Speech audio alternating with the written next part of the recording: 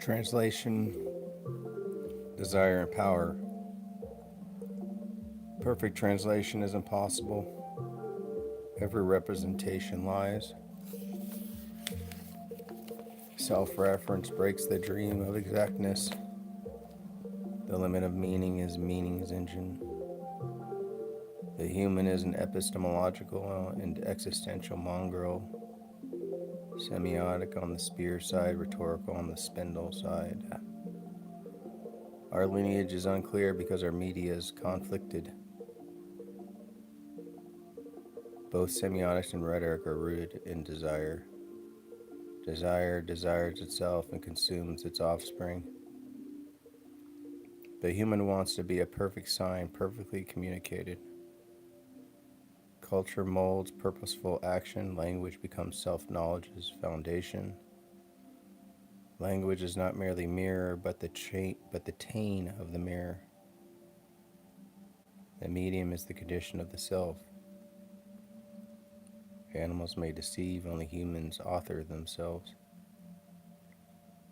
Lying is not autobiography.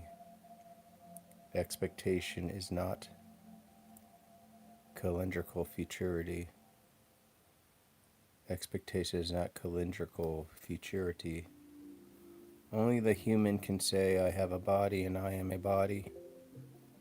Reflexive embodiment is a linguistic achievement. Look, I am invisible is the paradox of self-display. The human kills for the sake of an idea. Ideational violence is the apex of abstraction. Power is a magic game of ontological transformations. Dreams are the stuff of which authority is made. Theater precedes government. Performance is the hidden engine of belief. Tragedy and comedy are two sides of one contradiction. Tragic contradiction suffers, comic contradiction is painless. We cry in private and laugh in public. Tears are solitary truce. Laughter is social coping. Comedy tends to classes. Tragedy tends to individuals. The comic generalizes, the tragic singularizes. Both stage the incongruity between ideal and real. Two tears, two catharsises, one theater of absurdity. The genres are border modes of senses. Both are rope tricks of translation. The mission cannot be refused. Find the way in a power-filled world of thoughts and acts. Power is the hidden terrain of cognition. Cognition is the soft technology of obedience. To lay bare the familiar of the unknown is to reverse anesthesia. The obvious is the most concealed. The familiar is a veil, not a window. Mapping the human requires instruments and mistranslations. Every map is picture and story. Every map is a record of limits. Cartographical reason is strong, less by truth than by conviction. Suspicion is the proper hermeneutics of maps. Persuasion is the cartographer's real medium. The absent is made present by technique, and presence made absent by the same. Imagination is a technology of substitution. Representation is controlled haunting. The territory of the human is a two-front war, mindscape above, rockscape below. The human is the border between godly abstraction and beastly caves. Power is structured like a map. Obedience is drawn before it is enforced. Predictability is a cartographic achievement. The cross is the root geometry of orientation, up, down, left, right, forward, back. Coordinates are the first rhetoric. Movement types are the grammar of space. Homo erectus is caught in its own net, above, now and then, and below.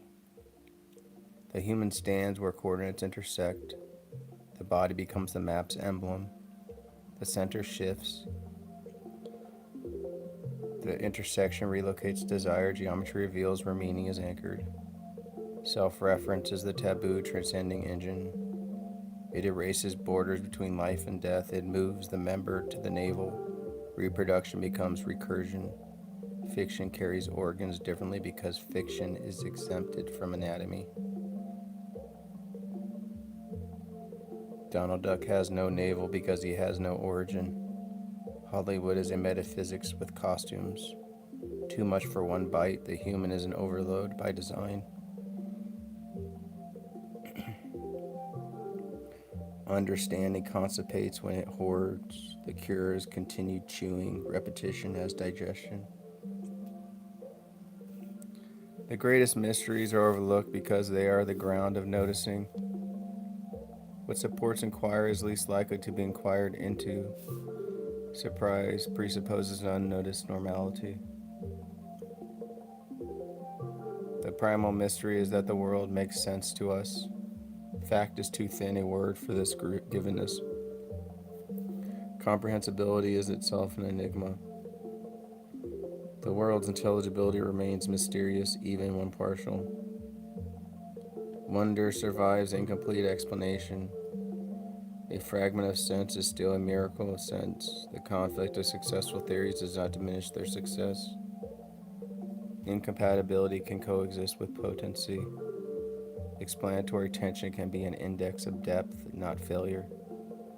The miracle is layered. The world makes sense. We make sense. The world's givenness makes sense making possible. Sense is both imposed and composed. We are inside a sense that is not simply ours. Those who notice this miracle do so intermittently. Artists, theologians, philosophers, and scientists are not exempt from forgetfulness. Attention to sense is episodic. Local failure of sense provokes thought. Inquiry is usually triggered by breakdown. Smooth functioning hides its own wonder. Common sense is a complicity with assumptions. We attend enough to survive, not enough to marvel. The fabric of the ordinary is made of extraordinary stuff. Wakefulness is itself miraculous and rarely thematized. We seldom awake to the miracles of waking. We seldom imagine waking out of wakefulness into greater illumination. If we did not make the moment-to-moment sense, there would be no us. A self requires reliable interpretability. Inhabiting requires anticipability and actionable consequence. There is no of course here. Functional necessity does not dissolve metaphysical astonishment. Explaining the condition relocates the mystery rather than removing it. Most organisms flourish without sense-making of the humankind. Successful life does not require explanation. Reaction can replace reason. Explanation is not the default mode of life. The explanatory stance is a late and rare achievement. The law of nature as laws exceeds almost all cognition. Only a subset of humans ever tries to grasp them. The lawfulness we articulate is not the lawfulness that governs. Human flourishing long preceded scientific law, discernment. Survival did not require a theory of cup, planet, and space-time. The scientific gaze is historically exceptional. Man, the sense-maker, is mysterious. Sense-making is not reducible to mere coping. Meaning exceeds utility. Man, the explainer, is doubly mysterious. To explain the universe is to exceed the scale of the explainer.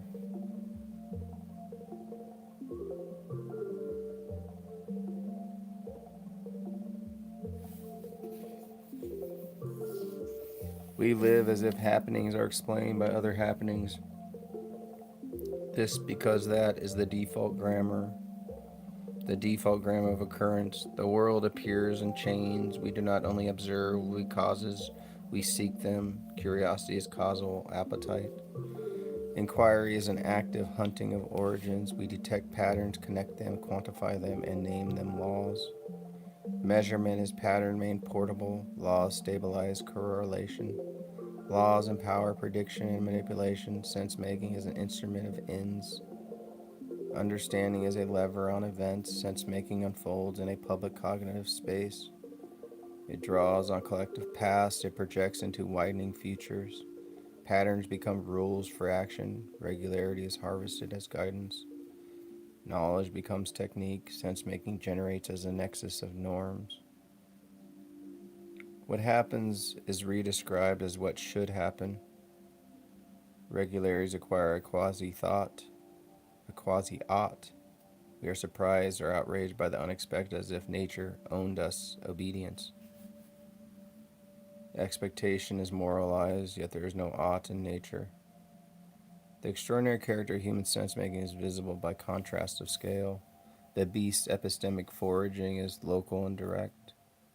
The scientist's foraging is remote, indirect, and institutionally amplified.